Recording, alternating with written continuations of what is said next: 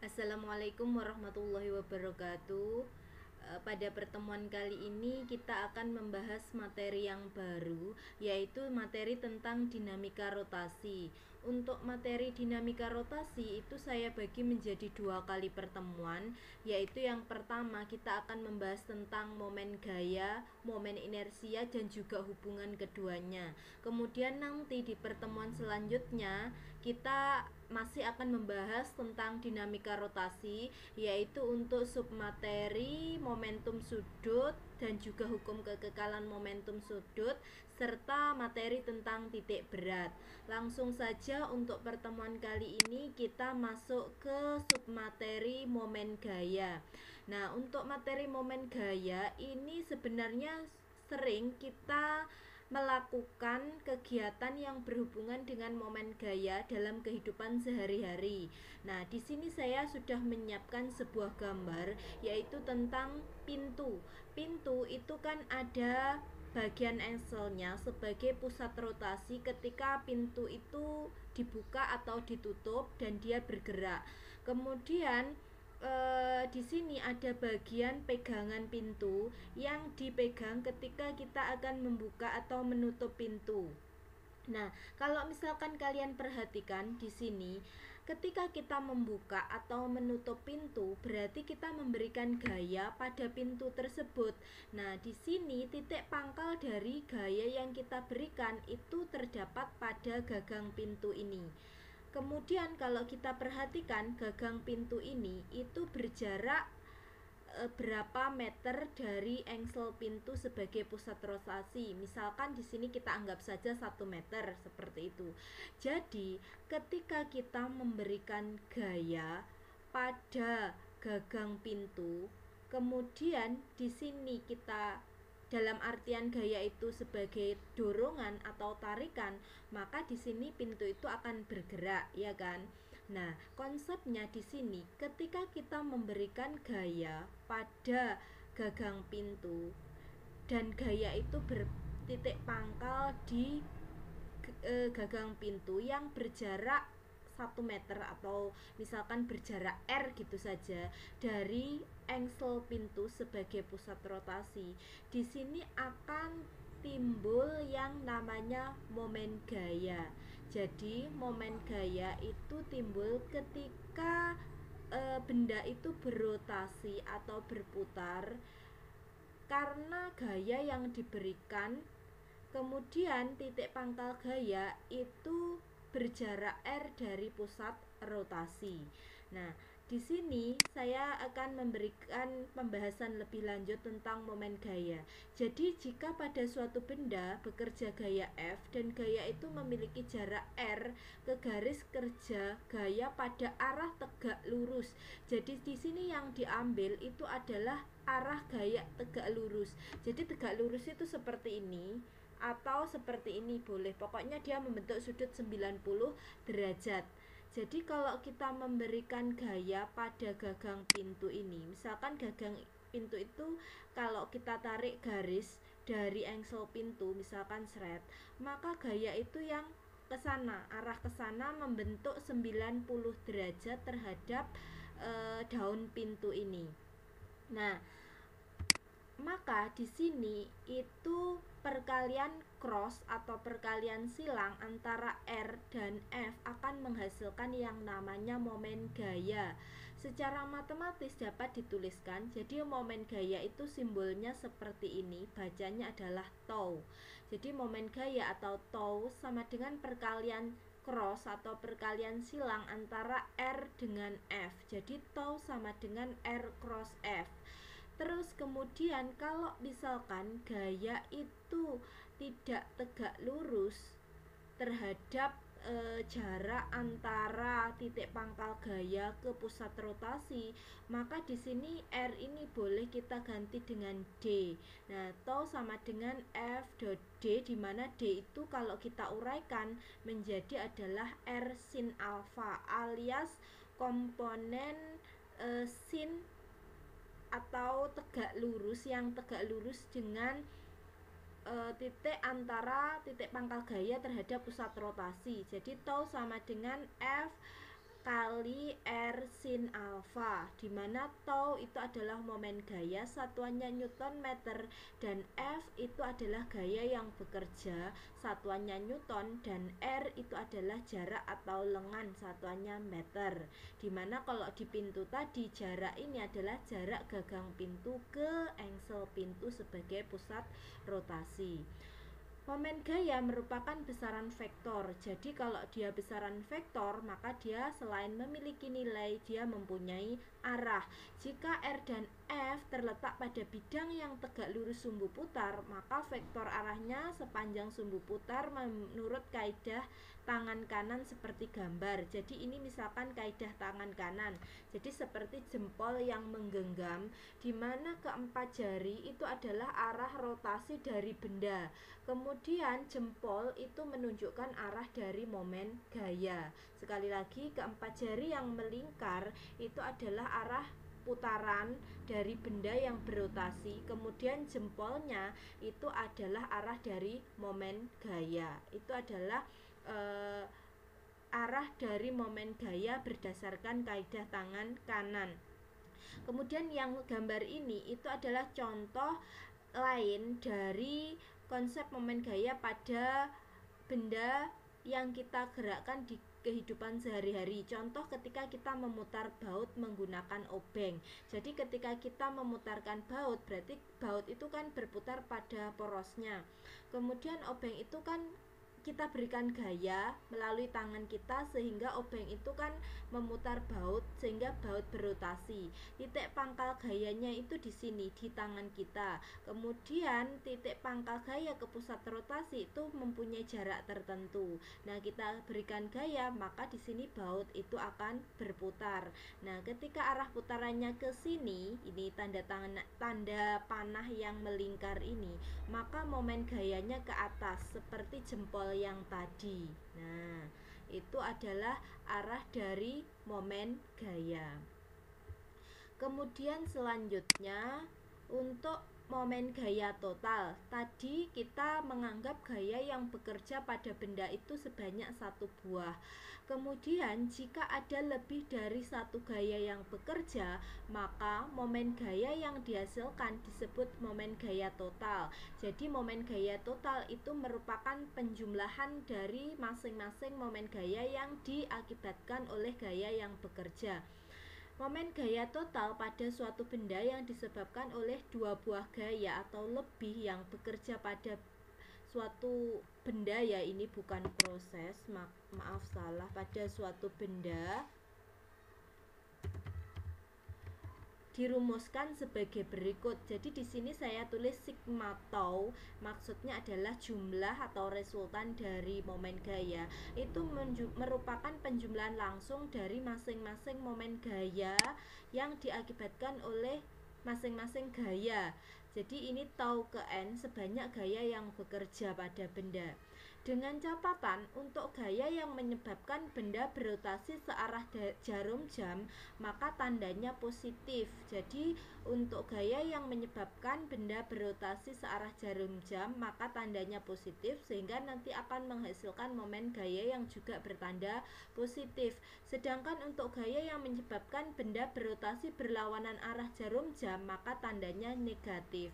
Jadi kita beri tanda negatif untuk gaya yang berlawanan arah jarum jam, dan juga nanti menghasilkan momen gaya yang bertanda negatif pula.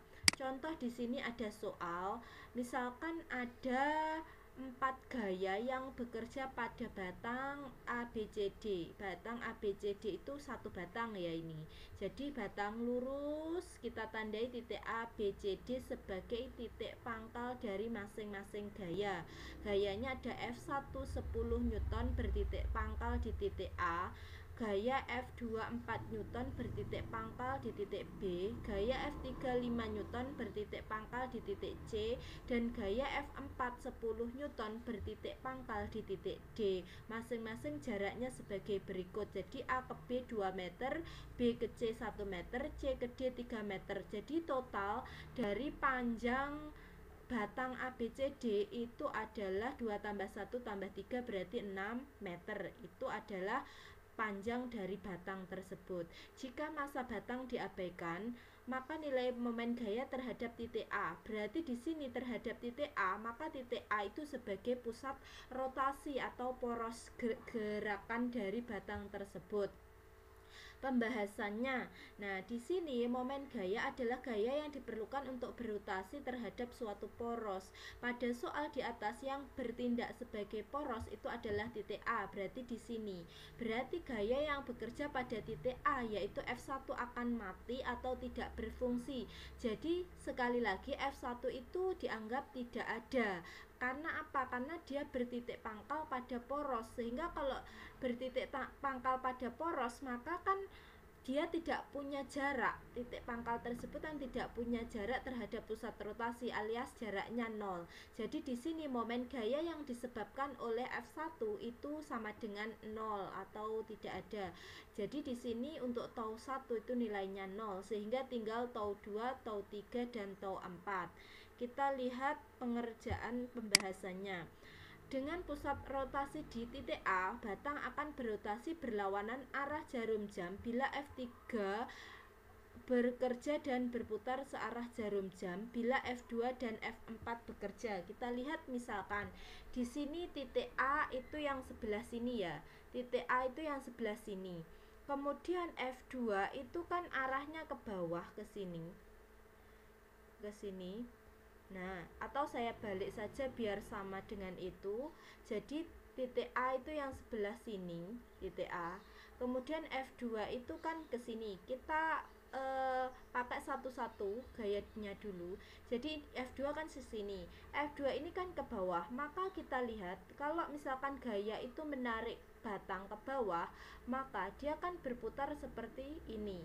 Nah, kalau berputar seperti ini berarti kan dia berlawanan arah jarum jam. Berarti nanti F3 itu tandanya min atau negatif. Sedangkan F2 maksudnya. Sebentar, saya salah ya. Jadi kalau misalkan mungkin di kamera agak bingung nanti kalian. Jadi kalau misalkan seperti ini berarti kalian akan melihatnya berlawanan arah jarum jam. Oh iya, betul.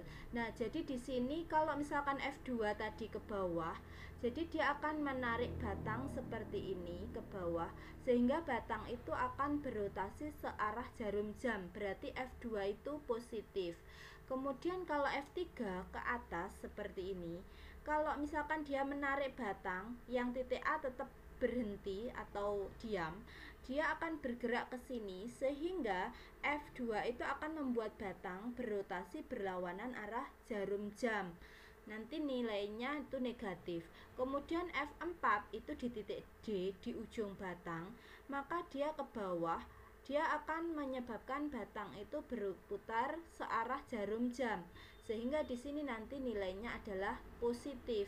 Nah, maka di sini besar momen gaya di titik A merupakan resultan dari momen gaya yang bekerja pada benda tersebut.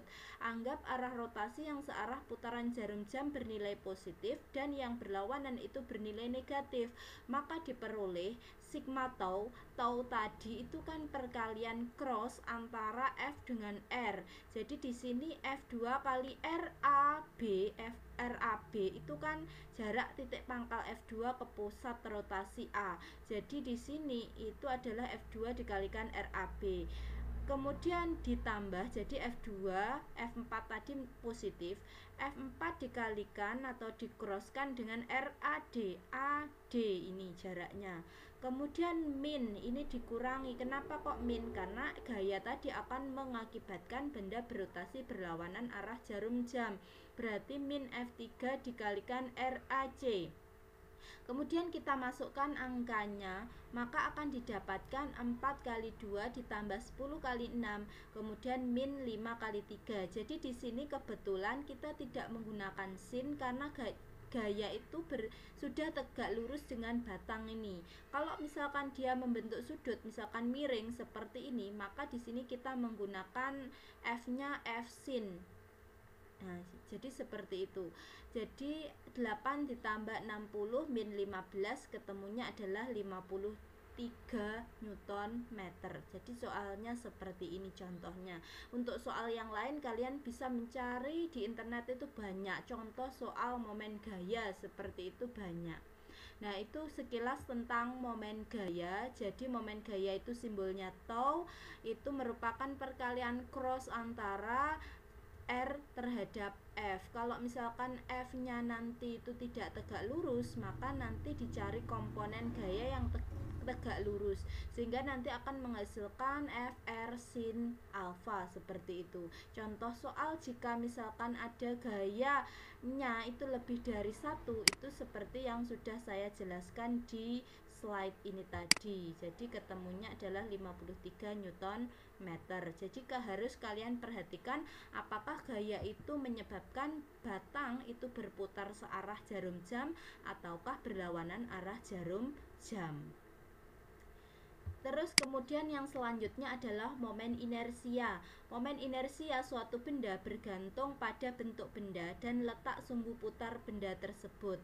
Momen inersia dilambangkan dengan I, satuannya adalah kilogram meter kuadrat atau meter persegi. Dapat ditulis sebagai berikut. Jadi I sama dengan M dikalikan R kuadrat. Jadi kalau misalkan kita lihat gambar ini, di sini itu adalah ada partikel benda, kemudian P ini adalah titik pusat rotasi. Jadi ketika benda atau partikel ini berputar atau berotasi dengan poros di titik P, di mana benda itu berjarak R terhadap titik P maksudnya, maka di sini itu akan menghasilkan momen inersia di mana I sama dengan mr kuadrat.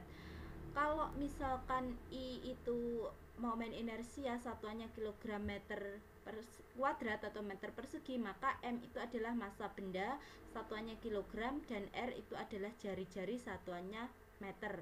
Nah, atau jarak kalau misalkan benda itu dalam bentuk batangan atau apa seperti itu. Kemudian di sini kita lihat untuk momen inersia dari benda tegar itu banyak macamnya. Ada batang homogen. Di sini sumbu putarnya melalui pusat, ada batang homogen yang sumbu putarnya melalui ujung. Jadi di sini kalau misalkan yang sumbu putar melalui pusat itu misalkan seperti ini. Jadi dia di tengah pusatnya, kemudian dia berputar seperti ini dengan sumbu putarnya itu di tengah. Kemudian kalau yang melalui ujung berarti ya seperti ini tadi. Berarti di sini kita berputar, pusatnya itu di bagian ujung. Maka perbedaan momen inersia itu terletak pada konstantanya. Jadi di depan M, di depan massa itu ada konstanta. Kalau yang ini tadi untuk partikel misalkan kita anggap konstantanya itu 1. Sehingga 1 kali mr kuadrat. Kalau yang ini tadi konstantanya, kalau batang berputar melalui pusat, maka di sini itu konstantanya 1/12. Kalau yang melalui ujung konstantanya 1/3. Begitu juga untuk tabel yang lain, kalian bisa melihat sendiri, misalkan silinder tipis berongga atau silinder tebal berongga atau silinder pejal. Nah, kalian lihat di tabel ini. Nanti kalian bisa screenshot hasil video saya ini pada bagian tabelnya. Kemudian juga ada silinder pejal yang melalui pusat, kemudian bola pejal yang melalui pusat, bola pejal melalui ujung, ada bola berongga. Nah, kalian lihat bedanya di sini, bagian kolom paling kanan. Kemudian ada lagi yang terakhir lempeng tipis, kemudian lempeng tipis dengan panjang A. Nah, ini bedanya juga terletak di sini. Jadi kalian bisa screenshot, persamaannya sudah saya berikan di tabel untuk momen inersia benda tegar. Kemudian yang selanjutnya adalah momen inersia total. Seperti momen gaya total tadi, di sini kita juga bisa mencari momen inersia total untuk benda yang terdiri dari susunan partikel. Kemudian dia melakukan gerak rotasi memiliki momen inersia yang sama dengan hasil jumlah dari momen inersia partikel penyusunnya. Jadi dirumuskan dengan pokoknya ini adalah penjumlahan momen inersia dari masing-masing partikel. Contohnya misalkan di sini ada dua buah bola masing-masing bermasa 200 gram dan 400 gram. Di sini dijadikan ke kilogram pada gambar 0,2 kilo dan 0,4 kilo. Kedua bola terhubung dengan sebuah kawat, berarti ini kawatnya. Ini panjangnya 50 cm di mana dibagi menjadi 2, 0,25 meter atau 25 cm. Yang sebelah sini juga 25 cm. Masanya diabaikan kawat tersebut. Sumbu XY itu yang ini vertikal ini terletak di tengah kawat. Berapa momen inersia sistem kedua bola tersebut terhadap sumbu XY? Jadi kalau misalkan partikel kita anggap konstantanya 1, jadi langsung mr kuadrat untuk momen inersianya. Nah, karena ada 2, maka tinggal menjumlahkan saja. Berarti I sama dengan m1 kali r1 kuadrat tambah m2 kali r2 kuadrat. Tinggal memasukkan angkanya, m1 0,2, r1 berarti 0,25, kemudian M2 0,4, R2 0,25. Tinggal menghitung, memasukkan dan menghasilkan angka 0,0375 kg meter kuadrat. Jadi ini adalah contoh soal untuk momen inersia yang terdiri dari beberapa partikel penyusun. Terus kemudian selanjutnya yang terakhir itu adalah hubungan momen gaya dan momen inersia. Jadi kalau tadi kita sudah mengenal momen gaya, kita sudah mengenal momen inersia, maka di sini ada hubungan antara dua besaran tersebut. Hubungannya apa? Jadi suatu benda dapat mengalami gerak rotasi apabila ada gaya yang bekerja pada benda tersebut. Hubungan antara momen gaya dan momen inersia adalah ini. Jadi tau sama dengan I dikalikan alfa, di mana tau itu adalah momen gaya, I momen inersia, dan alfa itu adalah percepatan sudut. Jadi kalau benda yang bergerak secara berotasi, maka dia akan menghasilkan percepatan sudut untuk rotasinya berubah beraturan. Satuannya adalah radian per sekon kuadrat. Kita masih mengingat alfa ini di materi gerak melingkar. Misalkan ada contoh soal seperti ini. Pada roda pejal berjari-jari 20 cm dan bermasa 5 kg. Pada roda itu bekerja momen gaya sebesar 10 Nm. Berapakah besar percepatan sudut roda itu? Jadi di sini kita bisa mengerjakannya langsung menggunakan, di sini diketahui jari-jarinya langsung ya. Jari-jarinya itu sama dengan 20 cm, kita ubah ke dalam meter. Jadi langsung 0,2 meter. Nah, terus kemudian diketahui masanya itu adalah 5 kg. Berarti sudah dalam satuan SI. Kemudian bekerja momen gaya, berarti tau sama dengan 10 Newton meter. Berapakah besar percepatan sudut roda itu? Berarti yang ditanyakan adalah alfa. Langsung saja kita tulis tau sama dengan I dikalikan alfa. Terus kita cari momen inersianya dulu, di mana I itu adalah mr kuadrat. Tapi hati-hati, di sini adalah roda pejal. Roda pejal itu adalah benda tegar. Kita lihat di tabel tadi. Jadi kalau misalkan kita sudah ingat, roda pejal itu nilai konstantanya itu adalah 2/5.